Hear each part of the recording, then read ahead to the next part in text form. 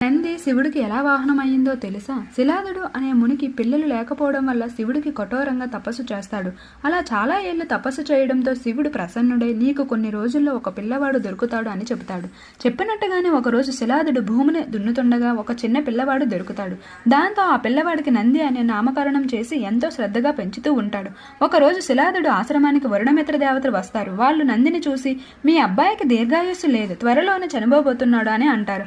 ఈ విషయం విన్నాక శిలాదుడు తన భార్య బాధపడుతూ ఉంటారు. దాంతో నంది తన ఆయుష్ కోసం శివుడికే తపస్సు చేయడం మొదలు పెడతారు. శివుడు ప్రత్యక్షమై ఏం వరం కావాలో కోరుకోమంటే శివుడిని చూసిన పరవశంలో దీర్ఘాయుస్సు గల బదులుగా ఎప్పటికీ మీతోనే ఉండిపోయేలా చేయండి అని అడుగుతాడు. దానికి శివుడు సరే, ఇప్పుడు నా వాహనమైన ఎద్దు కూడా నాతో లేదు కాబట్టి నువ్వు నా వాహనంగా ఉంటావు. అలా అయితే నువ్వు నా గణాలు అన్నిటికీ అధిపతికి కూడా ఉండొచ్చు అని చెప్తాడు. దానికి నంది ఎంతో సంతోషంతో సరే అంటారు. అంతలో శివుడు నందిని ఒక పెద్ద ఎద్దు రూపంలో మార్చి కైలాసానికి తీసుకువెళ్తాడు. ఈ వీడియో నచ్చితే జస్ట్